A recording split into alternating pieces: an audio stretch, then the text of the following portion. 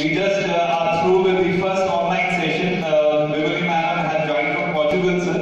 And before I really ask you to talk about value systems, I'll very quickly, I hope I'm audible, sir. Hello? Yes. Yeah. I'll just You are not audible. I hope I am audible. Yeah. Sure. Thank you so much, sir. Dr. Abhimanyu, he has over 20 years of vast global work experience across India, Canada, USA, and the Caribbean. Abhi is a product of cross-cultural synergies, and he graduated from the Sri Santa Sai Institute of Higher Learning, Andhra Pradesh, with Masters in Commerce. He has been an advisor to the Ministry of Education, Trinidad and Tobago, for values and curricular education. He has been promoting parenting in education and has introduced the value parenting programs of the Ministry of Education. He has also authored a book called The Joy of Self-Discovery. Dr. Kaul, I'm so happy to share with you that since this morning we started a little late. We are through with the inaugural session of the seminar. We followed that with the preliminary sessions. We had some very, very important dignitaries coming. Dr. Rajan Galuka joined us from Mumbai. He was the former Vice Chancellor of Mumbai University. On my left, we have Dr. Ranjana Harish, who was the professor and head of the School of Languages. Some very, very distinguished people I have on my right. Professor Mehta, Rajan Galuka has joined us. He delivered a wonderful keynote address, Dr. Kaul, and you'll be so happy to know that he has been practicing the Gandhi way of life since the last 35 years. And sir has written a book, Gandhi at 150. Very recently, it was a wonderful session that we had in the morning. We have Dr. Khan, Dr. Darshana Bhatt, Dr. Darshana Joshi, Dr. Abhi Jala on my left, Dilip Singh, Asha, Dr. Sanjay Vakil, Principal, Star. Here we have around 50 distinguished people joining us today for paying an academic tribute to the father of the nation. Behind you will see, sir, if you could zoom in the camera. I hope you're able to see the audience behind. We have my wonderful students are right behind, and I have made them rush through their lunch, but it was all with a purpose. Hello, sir. Are you still with me, sir? Yes, sir. So, with this very, very brief introduction, I would request you to, sir, please address the gathering. All of us are eager to hear and listen to you, and we are so honored that you have had the experience of working in 20 countries, which is a phenomenal thing to do. And if you could carry something of Gandhi, something of the virtues and the values that he stood for, I think we would have achieved much through the seminar. Over to you, Dr. Abhimanyu Kaul. Thank you very much, Dr. Shankar, Principal, all the dignitaries, and fellow delegates. Thank you very much for this beautiful opportunity and connecting you all virtually. Thanks to the technology, we are able to do that, sitting across the world and continents. I'm sorry I can't see everybody's faces so clearly, and I hope you are able to hear me clearly. Is it okay? Yes, loud and clear. Okay, excellent. Well, it's a really honor for me to join you on this auspicious occasion. We all have grown up listening and hearing about the great contribution of the person who is in the center of discussion today, Mahatma Gandhi. I don't claim to be an authority on Gandhiji at all. I'm sure you all are better. You are from the place where Mahatma started his journey. But my contact or connect with Mohandas Gandhi or Kanchan or Babu, you can say, is values. I recall a story of Gandhiji's life when he was a young boy. I'm sure the story you know very well. Once his mother, who was a very pious lady, very spiritually oriented, she was fasting and she had to break the fast. I think there was some ritual that she had to see a moon or something to break her fast. And Mohandas was running, playing around, and he was watching her mother. As a child, he must have felt that his mother is hungry, and he could not bear that to see her mother in pain. He thought that she was suffering because of hunger. So when she was at the end of the day, he wanted her to eat, and she said, "I am waiting for this occasion to happen." Mohandas goes to her and says, "Mom, it has already happened. Now you can have the food." And our mother came to know that it was lying. Even though the intent was right of Mohandas, she called him and expressed that my child, whatever may be the reason, you should never resort to untruth to get your things done. I believe that became the turning point in the life of Porbandar, and which made him ultimately rise to the occasion that the world also today marks up.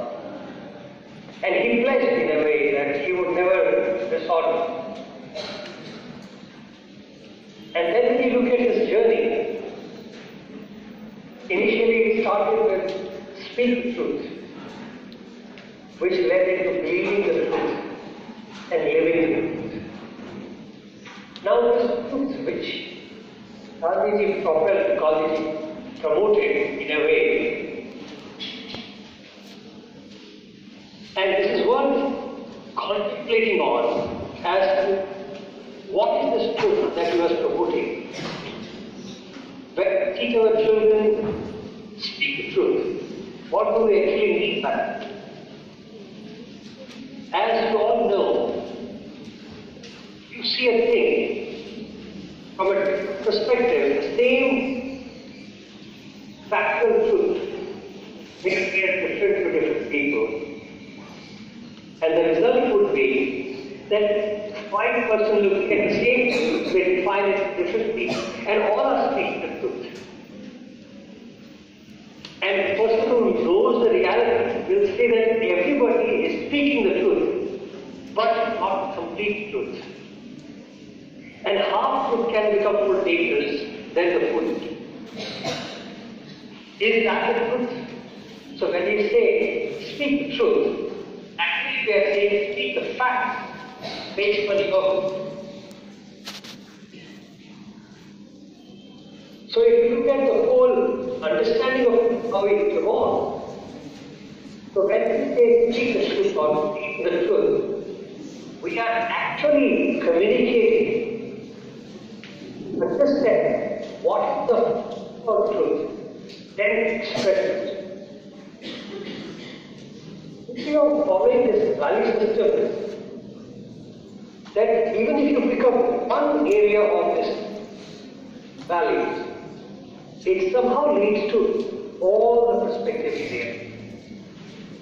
You don't need to practice million values to become something. The beauty of values is found that even if you pick up one, like our Mahatma picked up one, truth, and truth, he achieved everything. He even showed strength, courage, perseverance, sacrifice. So there is a stream of values which came out of that one practice of truth. So similarly, this whole gamut today has picked up a lot of importance.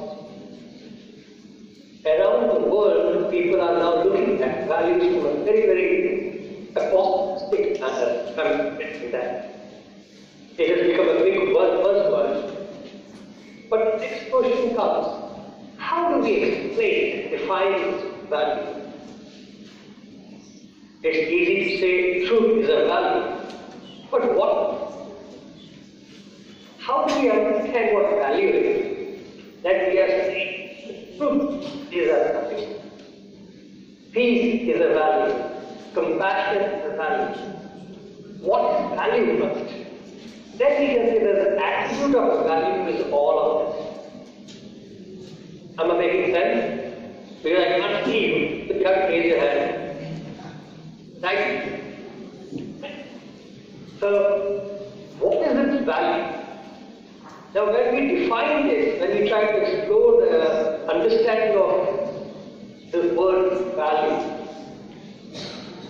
we have really the universal definition, if I may put it like that, even though the word definition itself is wrong, because the definition means to define something which is undefinable. So we are trying to put a limitation, a boundary to something which is boundless. But even after venture into explaining how do we understand the term value, so we came up with an understanding that this value is a core, latent, and an innate human attitude. A core, latent, and innate human attitude, which are eternal and universal by nature, and do not change with time, place, and circumstance. Now, why do we call it core, innate, and latent? Because it's like, out of mud make a pot. The pot is mud, mud is pot, out is mud, inside is mud, but shape. So if you look at the whole thing, value is what we are, what we present, live by, and what we truly are is all the same. And that is our true value. So when I say I love, actually, love is not only the action, but it is the existence also. You can be truly loved when you become loved. Till then, we are being wanted, we are being written. So if you really try to understand this value system, you will realize your value is in knowing itself. It's a journey inward. The journey of exploration is a journey of self-discovery. So the more and more we learn about ourselves, more and more we learn about values, and the more and more we can live by the values. So if you look at this definition or this explanation of values, then we realize that the so-called truth, peace, non-violence, all these words are our innate attributes. And that is what defines us to be a human being. If we do not understand that, then we have declined ourselves from the lofty nature of a human to the lower level of consciousness. Now if you come see, you practice truth. True answer should be, no, the way I live is truth. Do you practice love? How can I practice love? I am love. So whatever I do is love. So the whole equation of life changes, and the perspective of living changes when we understand that we are not loving, but we are love. Hence, whatever I do is love. Whatever I do will be love. Love. But as long as I don't believe in the truth of me being love, my act of loving may not always be to love. It will be clouded and camouflaged with other aspects of life. So this is what whole value has come in. And educationists around the world have researched on these matters. And we have realized that actual job of schools and colleges is not to give you scholastic or academic knowledge. Today, every student of yours can Google all the lesson plans. The computers can replace teachers. If you don't need, you can just announce the curriculum. And every student can go to the library, go to a computer, and Google will help you. So all your curriculum, all your lesson plans, all your teaching methods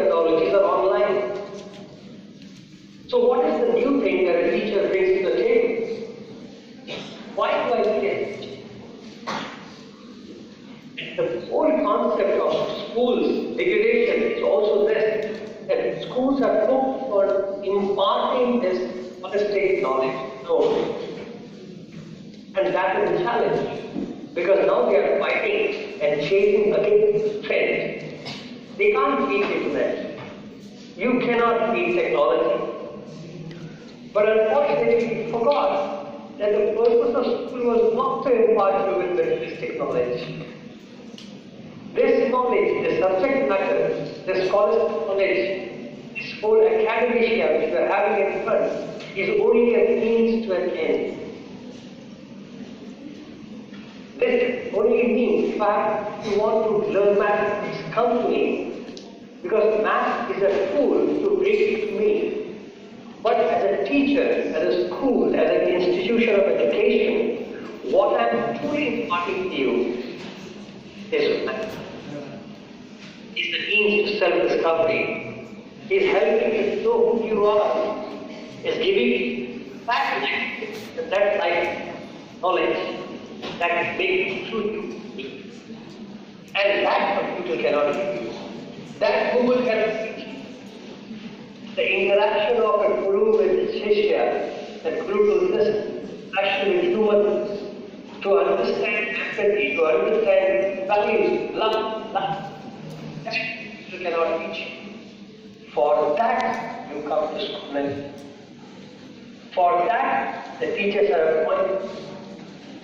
You can think that you teach mathematics, English, science, or subjects, or whatever, then I'm sorry, you are mistaken. Your curriculum is correct. How many children have you touched?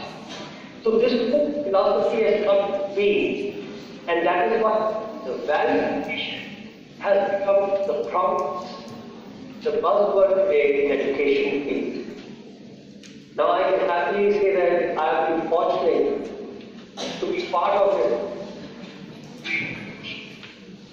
And I have been the successful experiment of cultivating and finding this value at the age of 3. So from kindergarten level, we have successfully implemented this program. But by the time they are 5 old, our children are showing substantial understanding of themselves. They are able to represent as a good children. And you can quantify and define them as their characteristics and their attributes of a good citizen. So then we understand, and this is what education does. Now to quantify this whole thing, fortunately, you and the body, they have also come up with a beautiful explanation of what the delightful get things from educational institutions. And they call them educational strands, STRANDS. They are educational strands, they are 5 in nature. And let me share that with you so that you can understand how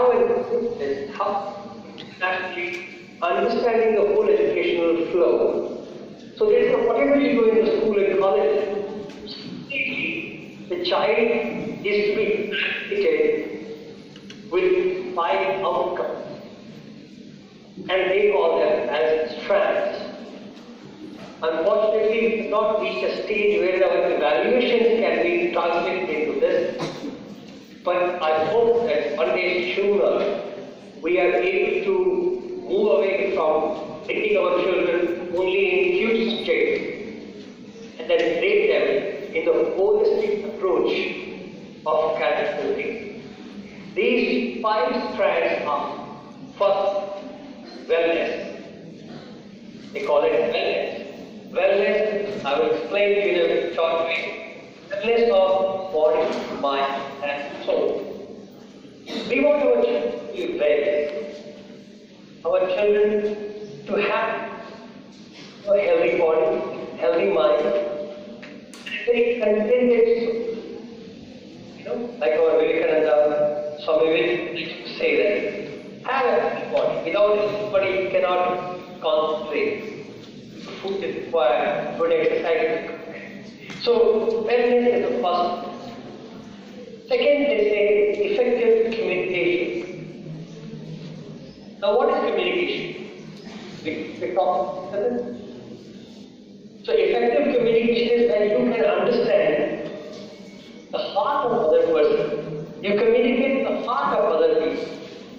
Your words should be so polite and so good that it touch the heart of the other person and not speak. It should not be at the cost of somebody else. Effectively communicating your feelings, effectively able to hear and understand others' perspective is effective communication. So the second is effective communication. Third is citizenship. A person must have love of the nation, love for the place which belongs to love, place is given to him. So citizenship, a passion to give back, a passion to serve, a passion to belong, that is citizenship, mind that. Fourth is aesthetic expression. Aesthetic expression is, people have a misunderstanding that only girls and ladies have aesthetics.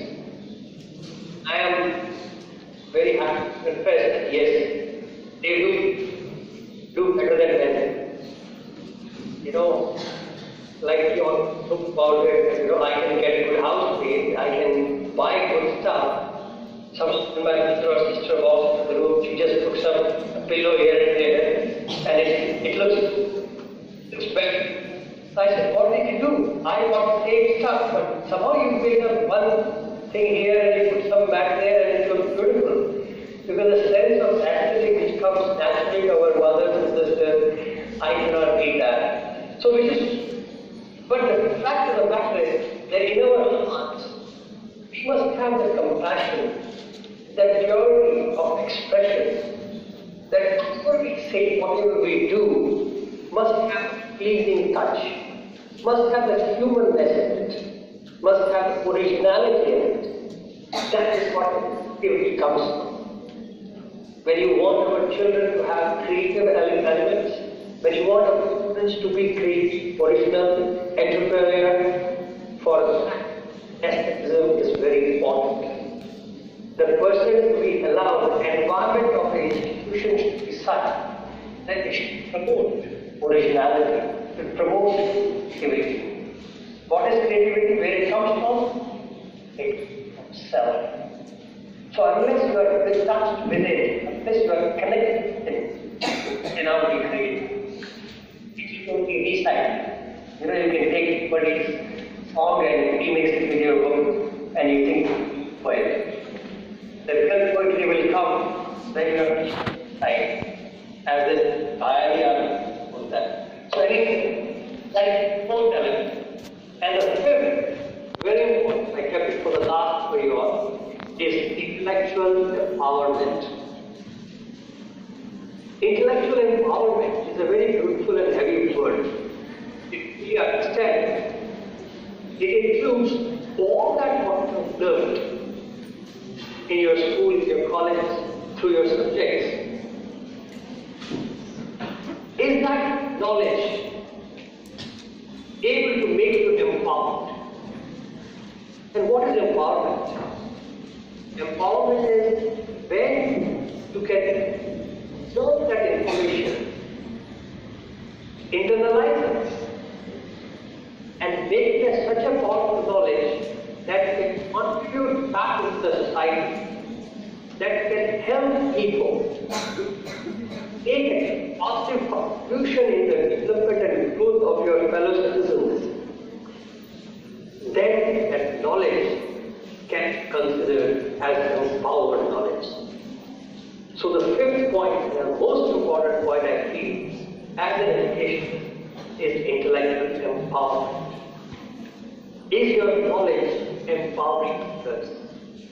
Can you learn, can you do something with your knowledge that will change, transform, and make it like something else? So these are 5 attributes, or 5 strands as they call it, which qualified and now you are ready for graduation.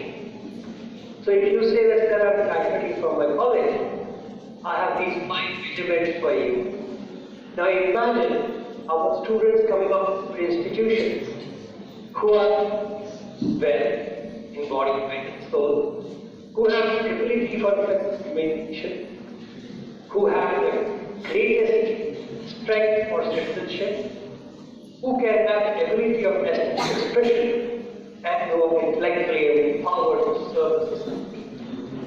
What would you call such a personality? What would you call such a person? That young man and woman would be a true, empowered, enlightened citizens of the country. And that is the true purpose of education. And that is truly, in essence, values education system. I hope I am able to sketch this whole concept for you in such a short time. I am sure it should help you all, but I hope to some extent rushed it. You have been wonderful, Abhi. You have been absolutely wonderful. In fact, I'm sorry to interrupt. The 5 strands, in fact, makes lots and lots of sense. I would request you to also permit us to, take a couple of questions. We are really rushing out of time. I would request if somebody from the resource persons that we have a wonderful team of resource persons. If anybody would like to ask a question, Mukherjee sir, would you like to? We have Professor Mukherjee from the Department of English, Saurashtra University, Rajkot. He would be sharing his thoughts. Abhimanyu, hi. Hello. Yeah.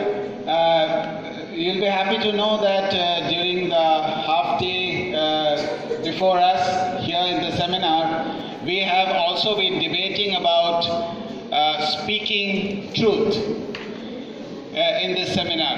And there also to the extent that should truth be fact, should truth be with a capital T, should truth be truths, should truth be the truth, so on and so forth.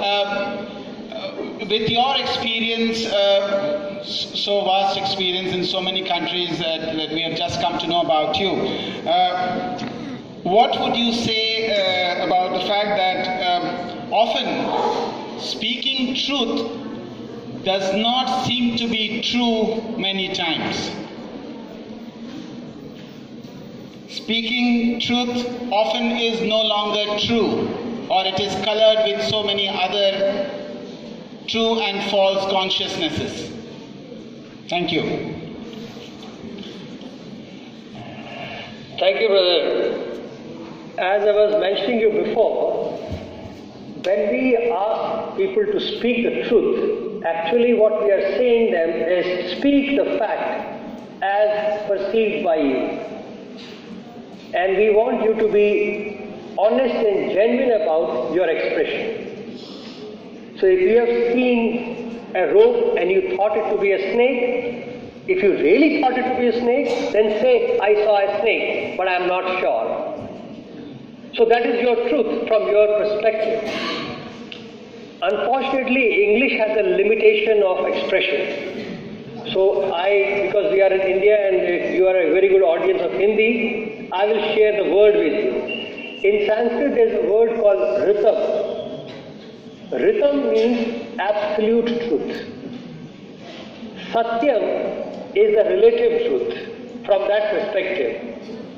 Okay, so what we are asking in the truth, when you say speak the truth, we are actually trying to say that please be honest about your expression of what you saw. But while being honest, also be humble to say that is as per my perception. Be humble that you have said I have seen a snake. I think I have seen a snake. At least say that. Don't get adamant on it. No, I have seen my snake. So I am the truth. You all are wrong. Don't say that. Because whatever you say, there is a different perspective also which could be right. So that's like a story, like you have elephant story. Find 5 blind men touching the elephant, and each one says, oh, elephant is, I will describe it my way. Oh, elephant is like a pillar, one who caught the feet of the elephant. Another said, elephant is like a rope because he was catching the, tail of the elephant. Another fellow said, no, it is like a very beautiful, flexible, like pipe. It is the trunk of elephant. So who is wrong? And who is right? So they all are speaking the truth. They are speaking the relative truth. But actually they all are false. Because nobody understands the rhythm, the truth of elephant. So be humble in saying the truth as per your perception, but use the clause, I think so.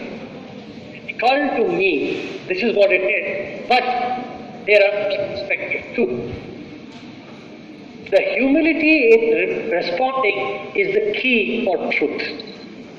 If you think you are speaking the truth, then it must be accompanied by humbleness. We'll take one more question from Dr. Ranjana Harish, sir. Sure. Hi, Dr. Kaul.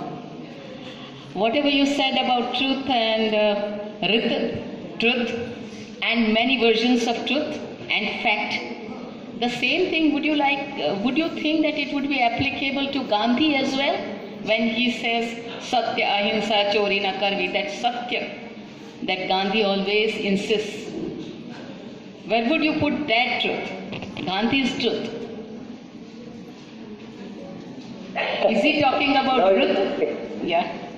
Now you're putting me in a tight spot, in a tricky situation. Not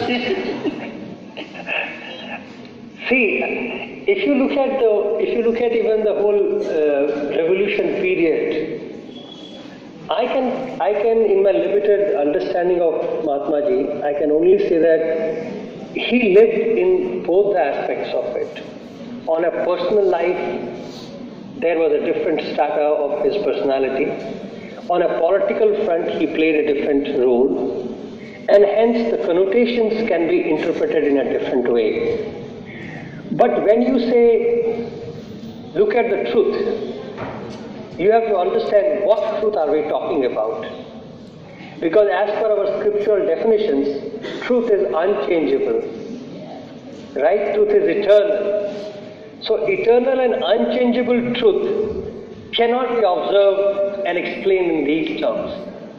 That means for all of that matter, we are actually looking at relative truth, which is not Rit. The Rit, when it comes, then it is oneness. When you talk about rhythm, it becomes oneness. Then there is nothing but myself. And you are nothing but different aspect and reflection of my own being. Whole cosmos becomes one.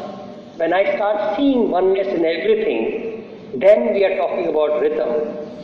So the only thing we can talk truth as a truth is God. It is self. Then there won't be any duality, no conflict, Advaita. Okay. Thank you. One more question regarding Gandhi's communication. You talked about aestheticism, intellectuality, logic, everything that goes into good communication. One has to be a good listener, a good talker. But when it comes to Gandhi, somehow Gandhi was not really a very impressive talker. His pronunciations, his intonation, he was not a great speaker, not a great orator, and still he could win over. His one word was enough to convert somebody. So what was that secret of Gandhi according to you? Was he a good communicator?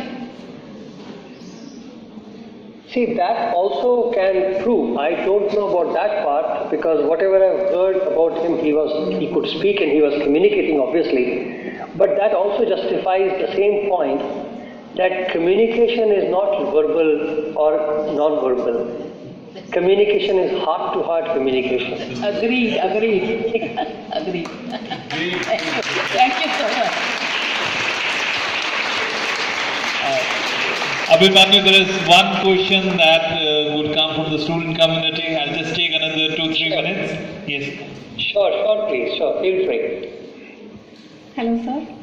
So, you have talked about the wellness of body, mind and soul. Sir, but I have a question that a person how can be able to take care of the wellness of his own soul? I mean, it is very critical. It's the type of a spiritual question, I know, but I just want to know, and I can't control myself to ask it to you, that how can we take care of our own soul? Thank you for this beautiful question. This is actually a part of the whole curriculum building structure, but thank you for asking this. Let me give you very quickly about it. When we talk about body, mind and soul, our school curriculum, our school system of whole programming actually is supposed to take care of all these three. Now, how are these three different and how we do take care of it? Body, very simple.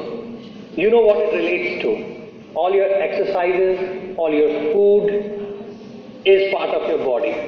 So when we say take care of your body, we know our school systems, you have exercises, you have sports, you have all the yogas and everything, and with good nutritional food, that is part of the body, correct? Now let me ask you the same question. The sister has gone back, but he should ask. Shankar, please ask her. What do you understand by mind? Because then you will understand how the three things are getting explained. What is mind? So I think by mind, we can take care of our mind by healthy reading. I think that. Okay. What is mind? I'm also confused, sir, about this. Mind and soul, both are very confusing. Body we can understand, but mind and soul is very confusing. Mind constitutes of two things: vasanas and shwas. Yeah. Breath and your attributes. Yes, sir. What do you call that? Vasanas को English में क्या बोलेंगे? Lust. No. Vasanas are not lust. Vasana is Desire. Vasanas are mind.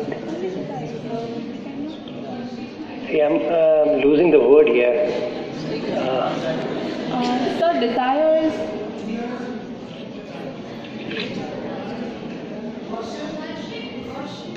worship.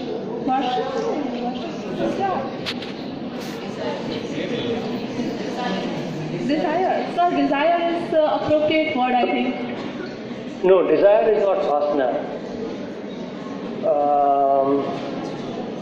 Vasanas are. I'm getting. Okay, I'll remember it. I'll let you know. Vasanas are not desire. Vasanas is. Oh God. Craving. It's not craving also. See there, this is actually a mixture of all that. It is basically, okay, just park it. So there are two things. You have vasanas and you have thoughts. These two make up mind. Okay? जो thoughts हैं, these thoughts are origination from food we intake. The food comes from all your five senses. Whatever you intake becomes your thoughts. Okay? Now, all your attributes of vasanas, which are your, again I'm using the word vasana, leave it like that, vasanas and thoughts. These two make up your mind. So to purify mind, you need to control your emotions and thoughts. For that, your food and your intake becomes thought. For in that, one of the aspects is also reading good books. Satsang, Yes. the company of good, is also part of it. So, intellectual craving, when you satisfy, that mostly takes care of your mind. So, if you take care of your inputs, which includes all the senses, then you take care of your mind. Now, what is soul? The soul is your inner being, which also needs food. That is satisfied through silent sitting, meditation, and contemplation. Okay. When you teach children contemplation, silent sitting, you are going inward. When you go inside, it calms you down. And in our Indian system, there is a very beautiful system of bhajans. See, when you hear bhajan singing, you can't get up and start jumping. You know, you don't feel like taking out your sword and start singing. Because bhajans are designed in such a way, it calms down inner. Hence, singing devotional songs, contemplation, meditation, silent sitting, this becomes for the soul. Okay, sir. Thank you very much. Three elements. So these three elements when you take body with exercise, good food, mind with good reading, good intellectual empowerment, with contemplation, with satsang, and then contemplation, meditation, bhajan, devotional instrumentation, those things feed your soul. So learn to be silent every day. Okay, thank you very much, sir. Best of. Abhimanyu, we have taken much of your time, and No, sir. I really want to thank you from the depth of my heart. You've been very kind to join us. I know that you have been having a very busy schedule. It means much to us. And as a token of our love and respect, I would request my delegate friends and the students to give you a thunderous round of applause. Thank you very much, everyone. Be connected with us, and there is so much to learn. Thank you very much. So let's give you some noise. Yeah, thank you. Thank you.